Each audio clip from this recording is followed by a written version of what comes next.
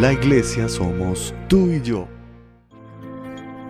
Toda escritura es inspirada por Dios y útil para enseñar, para reprender, para corregir, para instruir en justicia, a fin de que el hombre de Dios sea perfecto, enteramente instruido para toda buena obra. Bienvenidos, esto es Confra Oyendo.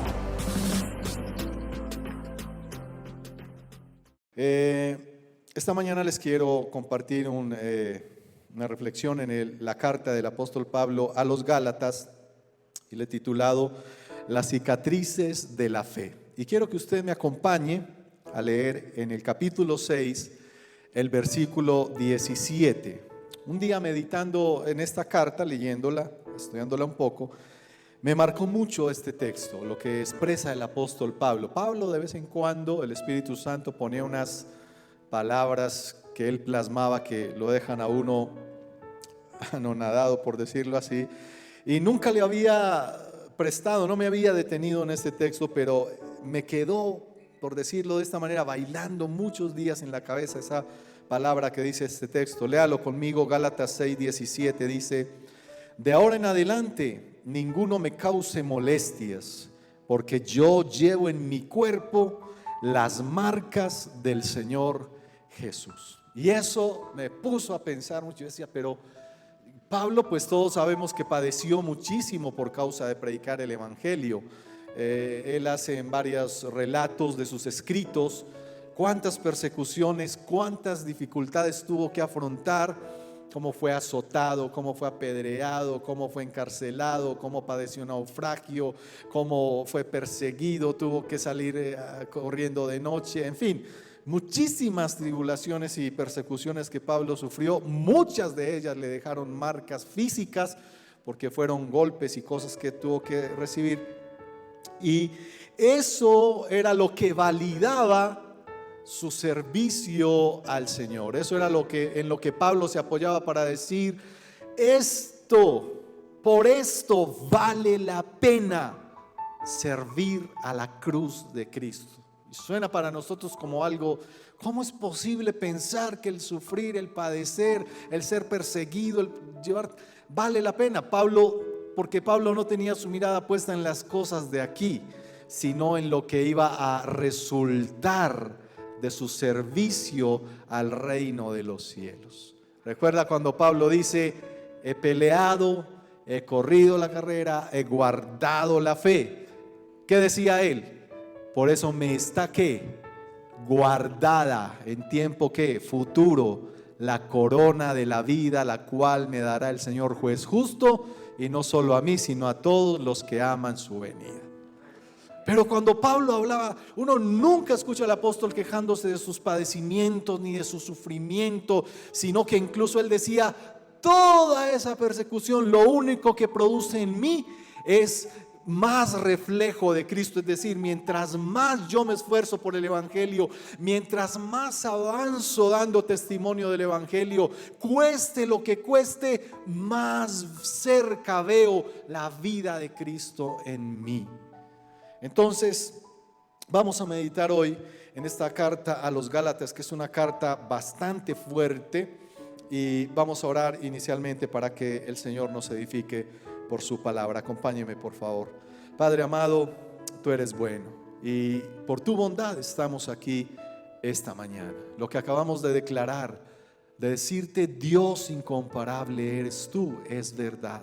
Lo creemos con todo nuestro corazón, de que no hay otro como tú. No hay un Dios ni vivo, ni eterno, ni santo, ni perfecto, ni todopoderoso que exista ni en el cielo, ni en la tierra, ni debajo de la tierra. Solo tú eres Dios, y eres Dios de amor, y por tu amor hasta aquí nos has ayudado, nos has guardado, nos has sustentado. Gracias, Dios mío, gracias porque trajiste a mis hermanos que tenían el anhelo de congregarse, también ser edificados. Hoy recibimos con gozo tu palabra, Señor. Nos alegra poderla atesorar en el corazón y que ella produzca en nosotros el fruto para el que tú la envías. Por eso, que nuestro corazón hoy, Dios, lo abrimos como buena tierra donde la semilla puede caer y germinar y dar su fruto en nosotros, que es la vida del reino de los cielos, mientras esperamos tu venida. Que esta palabra nos afirme, nos permita estar constantes y fieles, Señor, sin mirar atrás, corriendo con paciencia la carrera que tenemos por delante. Gracias pues por tu palabra, en el nombre de Jesús. Amén. Gálatas es una carta casi que un llamado de atención, como un regaño de un padre a sus hijos. Pablo muy diplomáticamente saluda a los Gálatas diciéndoles: Pablo, apóstol de Jesucristo, no por hombres, sino por Jesucristo y por Dios el Padre, que lo resucitó de los muertos, gracia y paz a vosotros de Dios el Padre y del Señor Jesús. Pero luego que termina el saludo, muy, como les digo, diplomáticamente, te cambia el tono de su escritura y dice: estoy maravillado de que tan pronto os hayáis alejado del que os llamó por la gracia para seguir un evangelio diferente. Y comienza de ahí en adelante a jalarle las orejas a la congregación en Galacia, porque si habían dejado desviar de ese evangelio de gracia, usted y yo sabemos en resumidas cuentas que la gracia es que sin haber hecho ningún mérito, el Señor nos amó, nos perdonó, nos redimió en Cristo Jesús, sin que nosotros tuviésemos que hacer absolutamente nada para encontrar o hallar la salvación. Él vino en rescate en favor nuestro por lo bondadoso y lo misericordioso que es. Propició las circunstancias cualquiera hayan sido para que nos encontráramos con Él y para Él quitar todo el yugo de esclavitud de pecado que teníamos sobre nuestras vidas. ¿Sí o no? De hecho, muchos ni lo buscábamos, ni nos pasaba por la cabeza buscar de Dios. ¿Sí o no? Éramos religiosos cuando estábamos en la vida pasada, tal vez, algunos no, muy duros de corazón unos, otros no, pero Él en su perfecta voluntad propició el día y la hora en que le dijimos a Él: te recibo en mi corazón como mi Señor y Salvador, perdona mis pecados, escribe mi nombre en el libro de la vida. ¿Qué dice San Juan capítulo 1 verso 12? Y a todos los que le recibieron les dio el derecho de ser llamados hijos de Dios. ¿Quién nos dio ese derecho? El Padre, por medio de Jesús. Nosotros no tuvimos que hacer nada. Eso es la gracia, que Él nos otorga todo por su infinito amor. Es ya nuestra respuesta a recibirlo o no, decisión nuestra recibirlo o no, pero toda la provisión de redención viene del Padre de eterno. ¿Está claro eso? Eso significa la gracia, nada más. Y ahorita ampliamos un poquito este concepto en cuanto a lo que Pablo le está diciendo a los Gálatas. Él les está diciendo: ustedes se apartaron de eso, dejaron de apreciar, dejaron de valorar que Él es el que suple todo lo necesario para la reconciliación en Cristo Jesús con el Padre, y empezaron a hacer obras que ni siquiera están escritas en la palabra del Señor, que no estaban establecidas como demandas del Padre para tratar de impresionar, como queriéndole ayudar a Dios en cuanto al tema de la redención. Nosotros no tenemos ninguna incidencia en ese asunto.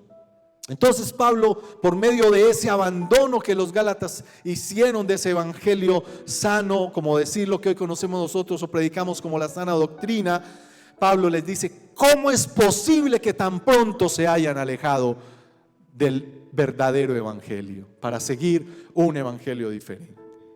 Y es que a veces andan por ahí gente que trata de confundirte, de señalarte, y vamos a ver dos extremos frente a los cuales el apóstol Pablo confronta a los creyentes de Gálatas y nos confronta también a nosotros esta mañana.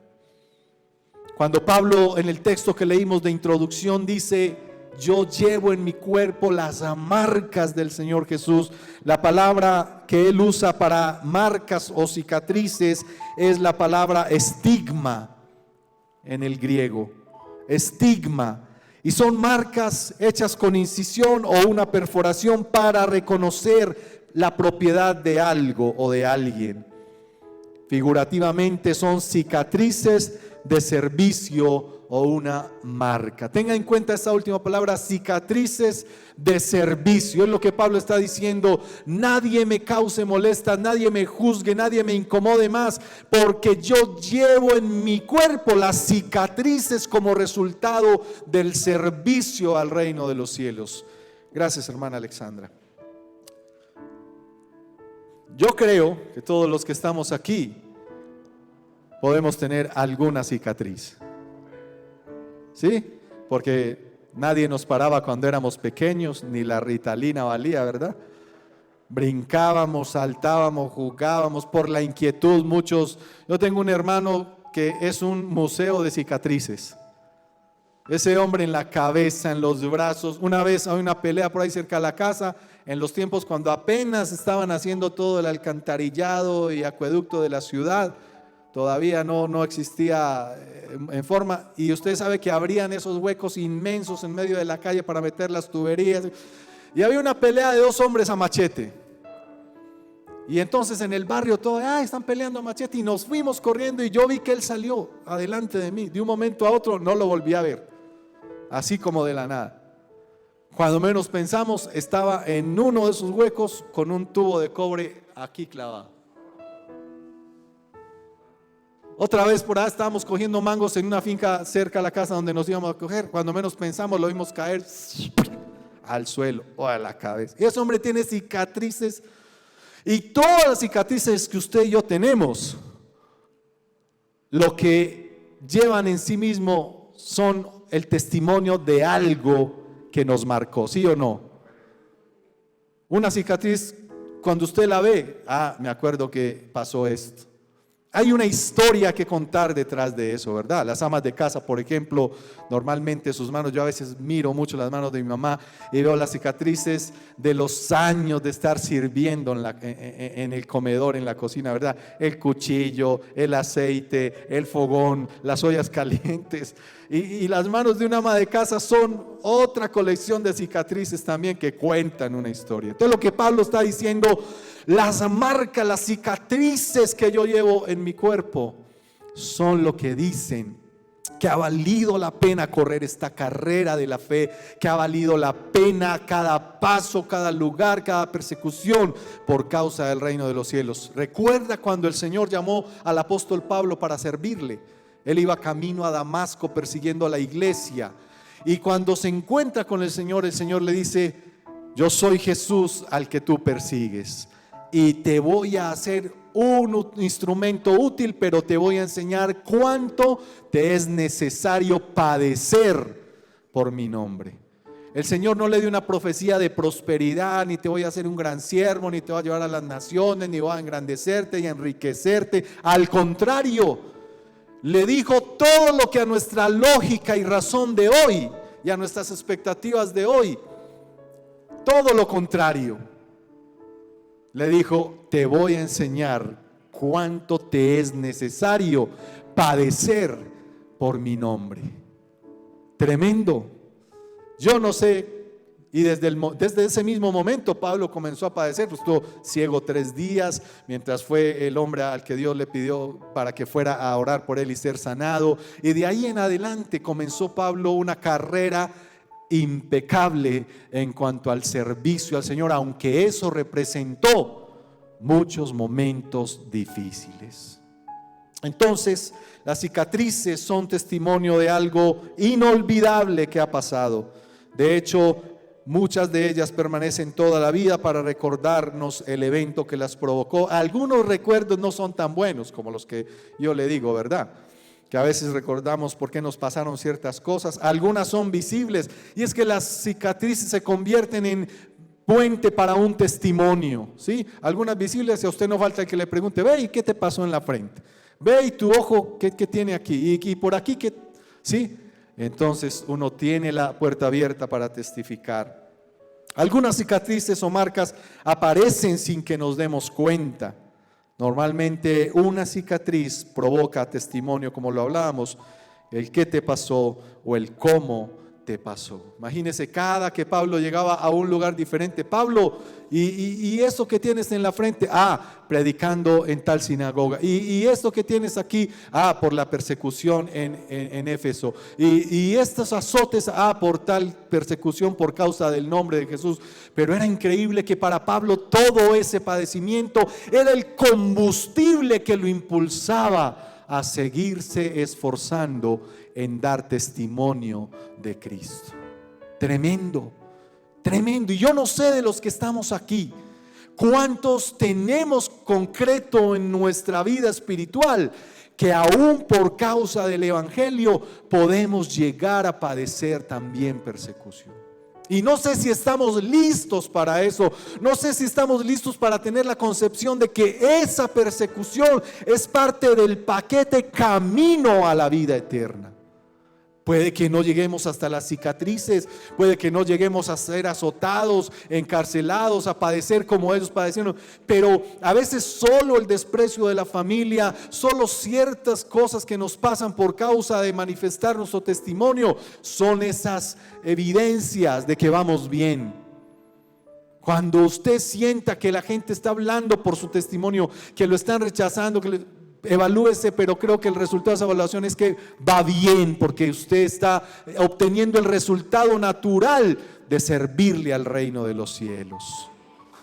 Dele la gloria al Señor.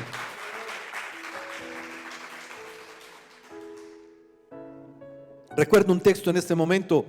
El apóstol Pedro decía: bienaventurados ustedes son cuando los persigan por causa del reino de los cielos. Siéntanse felices cuando estén en diversas pruebas por causa del testimonio espiritual, porque la recompensa, eso no es en vano. El apóstol Pablo le dice a los Gálatas: haber cambiado la actitud frente al evangelio me hace pensar que he trabajado en vano con ustedes. Cuidado, porque perder el norte del evangelio, de la sana doctrina, nos puede hacer perder también nuestra entrada en el reino de los cielos. Vamos a mirarlo según el texto bíblico en Gálatas. Hay dos temas principales que el apóstol toca con esta congregación. Y número uno es el tema del legalismo. Hablamos ahorita de lo que es la gracia. Cuando usted llegó a Jesús, usted no encontró un listado de cosas que Dios le pedía a usted que tenía que hacer, y que si no hacía eso, entonces tenía la desaprobación del Padre. No.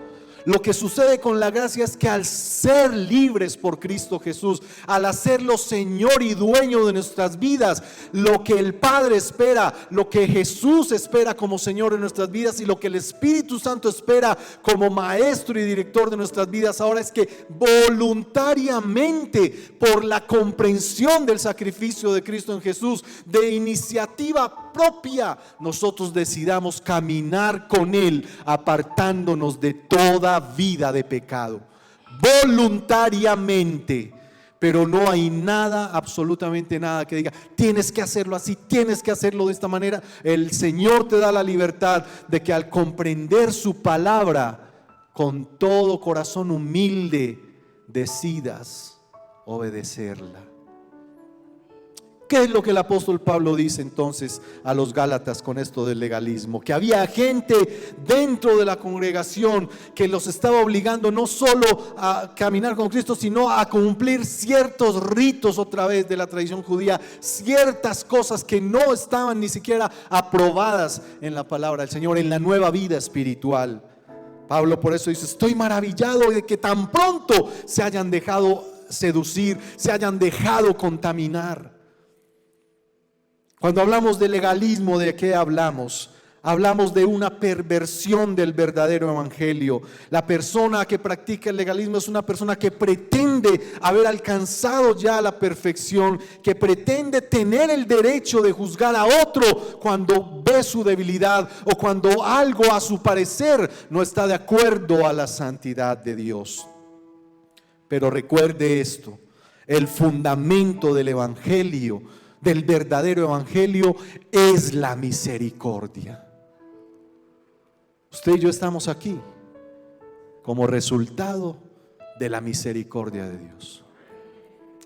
El apóstol Pablo dice: alta, que no la podemos medir; profunda, que no tiene medida; ancha, que no sabemos cómo es la misericordia del Señor. Pero ahí está, para disfrutarla, para recibirla, y es para todos aquellos que quieran acercarse a Él. Él siempre será un Dios de misericordia. Entonces, ¿por qué algunos se sienten con el derecho de actuar sin misericordia frente al hermano? Escuche esto. Muchos, el legalista, esa persona dura que juzga, que es el que quiere cambiar a los demás, actúa como si quisiera reemplazar a Cristo y al Espíritu Santo, intentando cambiar a otros, cuando solo la obra de redención puede producir dichos resultados. ¿Sabe qué? Se lo voy a poner así de sencillo. A usted y a mí el Señor no nos mandó a cambiar a nadie, porque el único que tiene el poder para cambiar todas las cosas se llama ¿quién?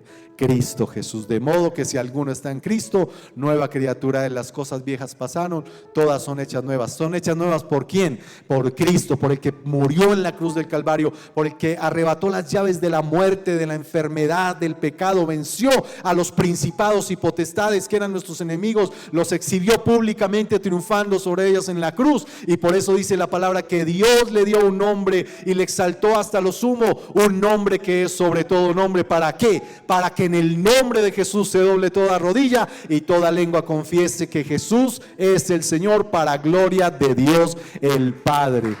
Todo está en las manos de Jesús. Cuando tú le testificas verbalmente a alguien del Evangelio, dedícate solo a hablar de Cristo, de la obra redentora de Jesús, y verás el efecto que eso causa. Pero si tú te pones a hablar con la gente, a pelear de María, a pelear de una cosa, de diezmos, a pelear de esto, a pelear de lo otro, créeme que nunca llegarás a ningún lado. Pero cuando tú te dedicas a hablar de la obra redentora de Cristo, que es la necesidad de todos los seres humanos, tendrás oídos y corazones abiertos para escuchar tu testimonio. Yo nunca, aunque me lo pregunten, nunca entro en esos temas, otros temas aparte, sin antes haber testificado de lo que implica la cruz de Cristo. Y eso es lo que Pablo les está diciendo a los Gálatas. Ustedes abandonaron el centro, quitaron sus ojos de las implicaciones de la cruz y las desviaron a otras cosas sin sentido. Cuidado, que aquel que venció el pecado y la muerte es el único que nos puede transformar por medio del Espíritu Santo. Cuando Jesús iba a ir al cielo, dijo a los discípulos: les enviaré otro consolador, el cual estará con ustedes, les enseñará todas las cosas y les dirá lo que deben hacer. No más. Ahí no dijo iba a venir Pablo, iba a venir el otro, iba a venir aquel, iba a venir. No. Porque usted y yo, el precio que fue pagado por nosotros, lo pagó Jesús y somos pertenencia de Jesús.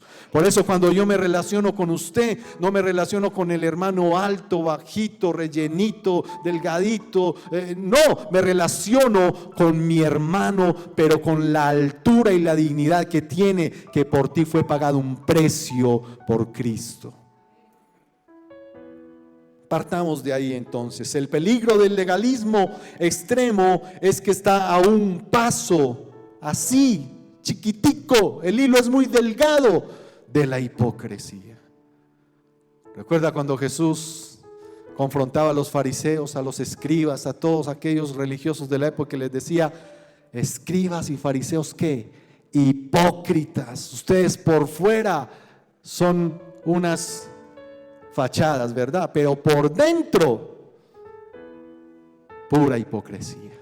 Normalmente, casi que la regla general de una persona que por su trayectoria en el Evangelio o su posición en el Evangelio se toma el derecho de juzgar a un hermano, de menospreciarlo, de dañarlo, de causar cicatrices con el legalismo, normalmente detrás de eso hay una vida de hipocresía.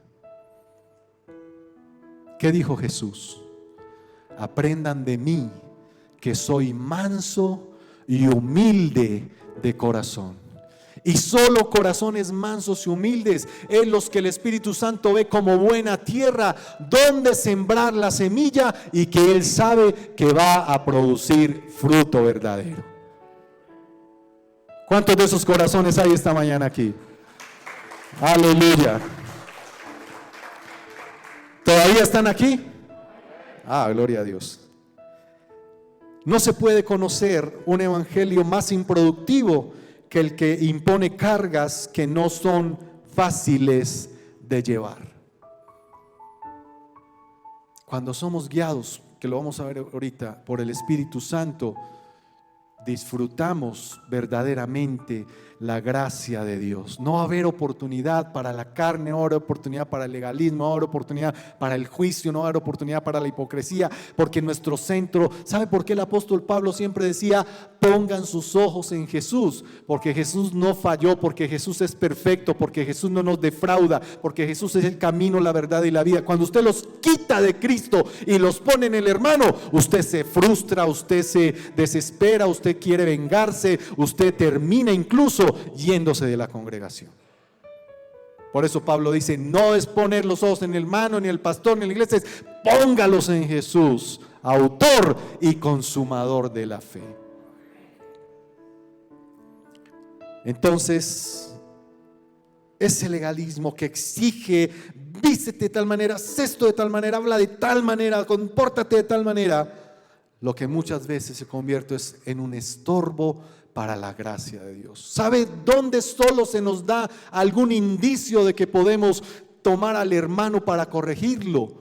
Cuando nuestra vida y nuestro testimonio es resultado de la dirección del Espíritu Santo. Y el apóstol Pablo, ahorita lo leemos, dice: si usted ha crecido en los frutos espirituales, tendrá la madurez para que al confrontar a ese hermano en amor, ese hermano reciba la corrección y se arrepienta. No más.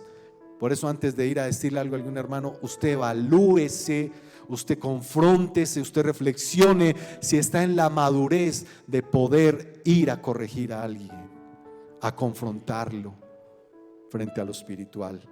El legalismo deja muchas cicatrices y es un extremo que el apóstol Pablo llama la atención a la iglesia y le dice: cuidado, porque el verdadero evangelio es aceptación y es amor. En el legalismo no cabe eso. En el legalismo es: te amo si haces esto o aquello, te acepto si te comportas o dices más o menos esto. No. Recuerda cuando hablamos el texto de Juan ahorita: mas a todos los que le recibieron y a los que creen les dio el derecho de ser llamados hijos de Dios. Recibir y creer, nada más. ¿Hasta ahí vamos bien? Cuidado de caer en ese extremo. Ahora vamos a ver el otro extremo del que el Pablo le habla a los Gálatas. Número 2 son las cicatrices del libertinaje. Gálatas capítulo 5 versículo 13 dice la palabra del Señor: porque vosotros, hermanos, a libertad fuisteis llamados, solamente que no uséis la libertad como ocasión para la carne, sino servíos por amor los unos a los otros. Ahora pasamos al otro extremo. Muchos predican una gracia donde ya Dios te perdonó, ya Dios te salvó, ya Él lo hizo todo. Y esa mala interpretación de esa gracia entonces dice: si tú pecas, tranquilo, abogado tienes para con el Padre. Es decir, no te ocupes de no pecar, sigue tu vida normal. Y si lo hiciste y vuelves y lo haces, y vuelves y lo haces, y entonces nos convertimos en abusadores de la gracia del Señor, cayendo en un círculo vicioso, porque dizque tenemos un abogado para con el Padre. Entonces somos abusadores de la bondad de Dios. No, cuando Pablo dice: ustedes fueron llamados a libertad ¿de qué? De la vida pasada, de la vieja naturaleza, para que ahora la nueva naturaleza con que caminan en Cristo Jesús agrade al Padre de los cielos. Para que toda decisión que usted tome en los años por venir, los días por venir, en las horas que vienen, sea siempre en coherencia a lo que usted ha creído. ¿Por qué nos cuesta a nosotros tanto? Y vemos como inalcanzable la propuesta de vida en Cristo Jesús. Recuerda la tentación de Jesús en el desierto, cuando el enemigo le tentaba y le ofrecía la gloria del mundo, lo tentaba en todos los sentidos. ¿Qué decía siempre Jesús? Al Señor tu Dios adorarás, no tentarás al Señor tu... ¿Dónde estaban puestos los ojos de Cristo? ¿Cuál era la intención del corazón de Jesús? Agradar al Padre. Que todo tu caminar, que todo lo que hagas descanse sobre esa premisa, sobre ese pensamiento, que todo lo que yo haga agrade al Padre Celestial. Es sencillo, en la práctica es un poco más difícil, pero ¿qué fue lo que hizo que Jesús tuviera esa fortaleza? Él se limitó por la verdad de Dios en su corazón. ¿Cómo le respondió al enemigo siempre en la tentación? Con la palabra de Dios en su boca, pero no era una palabra solo en su boca, sino dispuesto a medirse y a actuar conforme, con coherencia a esa palabra. El otro extremo al que no podemos llegar es pervertir el verdadero evangelio abusando de la infinita misericordia del Padre. Un Padre perdonador, un Padre que no quiere que vivamos en un círculo vicioso de complacencia a la carne. Todos estamos llenos de deseos. Es una lucha que hay que pelear. Muchas veces esos deseos nos sobrepasan, pero en la práctica la mayoría de esos deseos van en contravía de la nueva vida en Cristo. Por eso Pablo decía a los Gálatas: si ustedes hacen que la cruz de Cristo sea efectiva en sus vidas, ya no vivirán ustedes, sino Cristo vivirá en ustedes. Él lo declaró. Como resultado de esa comprensión de la cruz de Cristo, Pablo constantemente estaba diciendo: yo me glorío en la cruz de Cristo, yo sirvo a la cruz de Cristo, yo predico la cruz de Cristo, porque ese es realmente el hecho transformador de cada vida.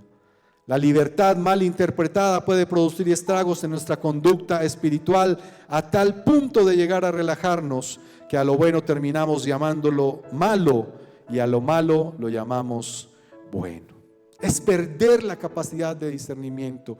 Somos libres para voluntariamente amar al Padre sobre todas las cosas, para voluntariamente obedecerle, para voluntariamente servirle, no para que hagamos con nuestra vida lo que bien nos provoca. Porque hay otra implicación. Ya viene entonces en el tercer punto esa implicación. El libertinaje termina siendo un feroz enemigo de los frutos espirituales.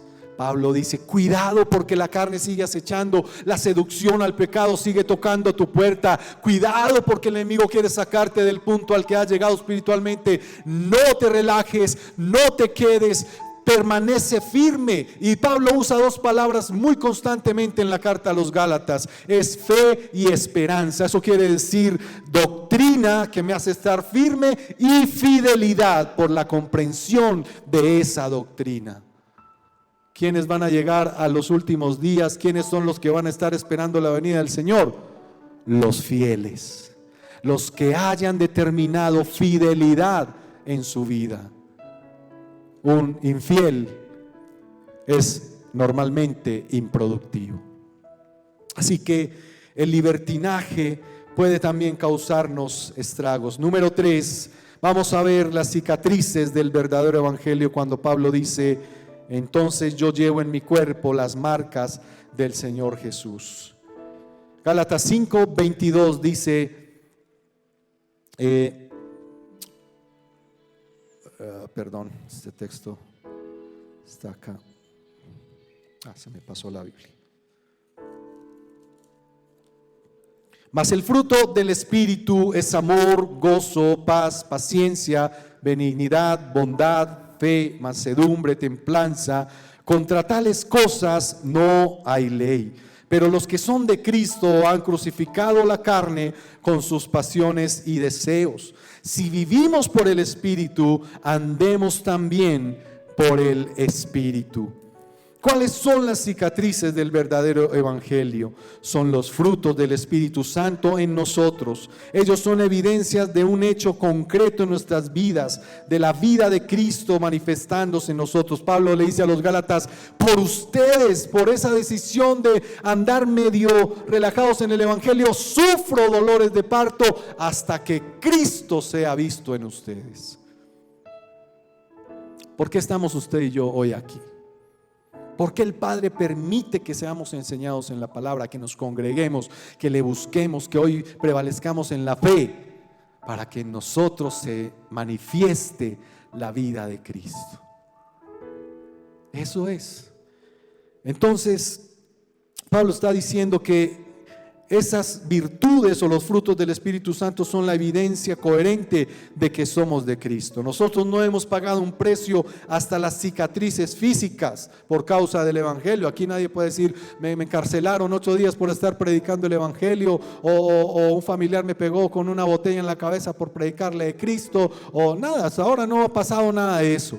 Tal vez no nos llegue a pasar, pero lo que sí está diciendo el apóstol Pablo ahí es: ¿cuáles son las marcas que nos hacen ver como pertenencia de Jesús? Recuerda que le decía al principio que la palabra que el apóstol Pablo usa en el griego es cicatrices de servicio, señales de servicio. ¿Cuáles son las marcas que hoy dicen que tú sirves al reino de los cielos?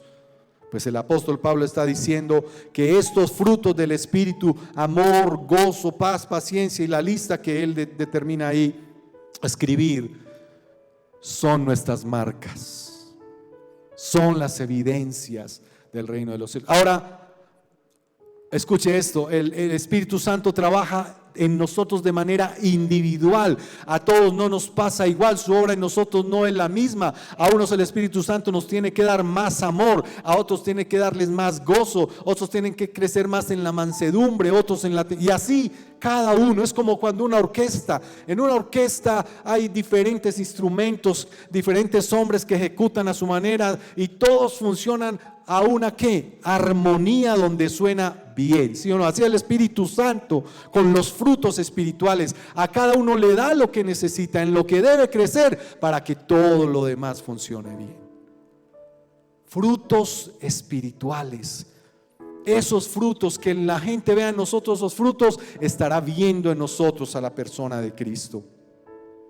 ¿Cuáles son entonces tus marcas, tus cicatrices por causa del servicio al reino de los cielos? El fruto que produce en nosotros el Espíritu Santo es individual, no colectivo, y es resultado solo de la confianza y la fidelidad al Señor. Es muy difícil que el Espíritu Santo trabaje en un creyente infiel, inconstante. Pero usted normalmente ve en el servicio de la casa del Señor o en el servicio del reino de los cielos a aquellos que son fieles, esforzados, que van un poco más allá, que siempre dan un paso de crecimiento en su fe. Es necesario en estos tiempos tan difíciles depender del Espíritu Santo mientras esperamos el regreso de nuestro amado Señor y Salvador. ¿Cuánto lo están esperando? La gloria al Señor.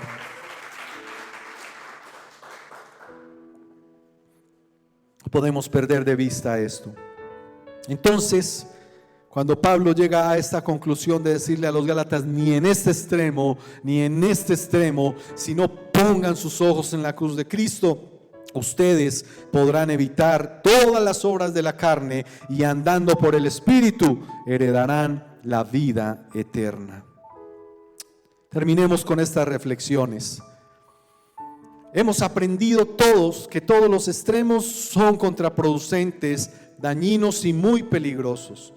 El Espíritu Santo es el único que puede librarnos de caer en tales extremos: el del legalismo, que es un celo desenfocado, o el del libertinaje, que es un abuso de la gracia del Señor. Pablo le dice a los Gálatas en el capítulo 5, verso 16: digo pues, anden en el Espíritu y no satisfagan los deseos de la carne. El Espíritu Santo, según la idea que Pablo está dando aquí, es como la idea de un cuidador Como si nosotros hubiéramos entrado a la guardería espiritual y ahí estuviéramos siendo instruidos y enseñados, como si tuviéramos una nana en casa, pues, por decirlo así. Y Él nos está guiando a toda la verdad y llevándonos al crecimiento espiritual. Y el Espíritu no nos mandó ni a reír en el Espíritu, ni a caer en el Espíritu, ni mover, sino a andar. Esa palabra andar quiere decir con conciencia determinada de que entendemos la ruta que debemos seguir porque alguien nos marcó esa ruta. ¿Y sabe cuál es esa ruta? Él es el camino. Así es. Entonces, caer en estos extremos es invalidar toda la obra redentora y regeneradora de Jesús, en la cual nosotros no tenemos ni la más mínima intervención. Estos extremos incluso se convierten en estorbos y una burla para los de afuera.